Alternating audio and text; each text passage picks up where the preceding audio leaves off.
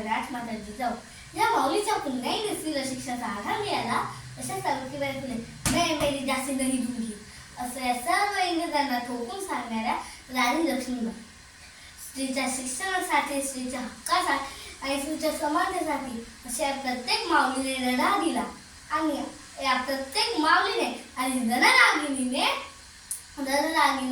मी माझा मानाचा मुजरा करते.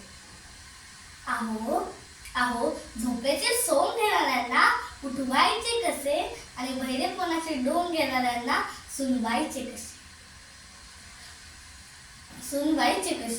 आहो आज 8 मार्च जागतिक महिला दिन सर्वप्रथम इथे उपस्थित सर्व जणांना मी महिला दिनाच्या खूप खूप शुभेच्छा देते.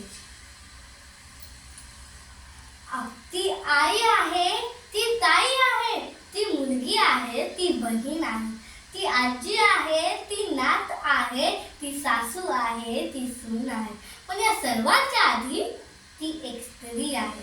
आणि या सर्वांच्या आधी ती एक स्त्री आहे. आणि तरी तुम्ही लोक तिला गर्भातच मारता, तिचे पंख कापता.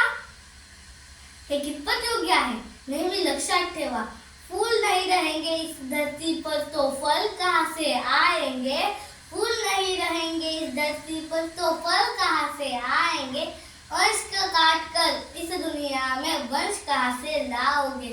अंश काट कर इस दुनिया में वंश कहाँ से लाओगे.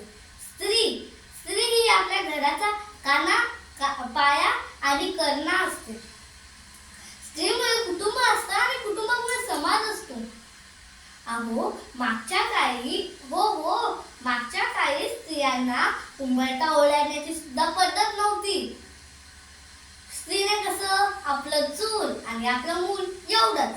पण आता प्रत्येक स्त्री ही पुरुषाच्या खांद्याला खांदा लावून आपलं काम करते आणि प्रत्येक क्षेत्रात आपलं नाव गाजवते. सगळ्यांनी तर ऐकलंच असेल ना की पुरुषाला कधी त्याचा पगार आणि स्त्रीला कधी तिचं वय विचारू नये, कारण स्त्री स्वतःसाठी नाही तर समाजासाठी जगते, आपल्या मुलांसाठी जगते, आपल्या घरासाठी जगते, आपल्या घरातल्या माणसांसाठी जगते. म्हणून स्त्रीला कधी तिचं वय विचारायचं नसते. ओ अष्टदळ पूजा करणारे, अहो आपल्या घरातच लक्ष्मी आहे, ती कोणाला दिसत नाही. जेव्हा ती स्वयंपाक बनवते तेव्हा अन्नपूर्ण, जेव्हा ती मुलांना शिकवते तेव्हा सरस्वती, जर तिच्या घरावर जर मोठे संकट आले तर ठामपणे उभे राहणारी पार्वती, तिच्यावर जर कोणी हात टाकला तर दुर्गा, आणि जर तिने पैशांची बचत केली तर ती लक्ष्मी, आणि जर तिच्या मुलाबाळांवर जर कोणी अत्याचार केला तर महाकाली. आणि जाता एकच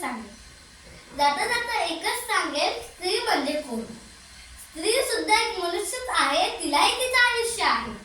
स्त्री म्हणजे एक मनुष्यच आहे, तिलाही तिचं आयुष्य आहे. ठेचली तर नागिन आणि चिंकारली तर वाघीण. ठेचली तर नागिन, चिंकारली तर वाघीण.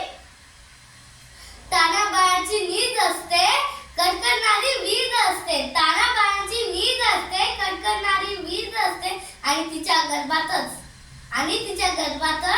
या पुढल्या भविष्याचं बीज असते. धन्यवाद.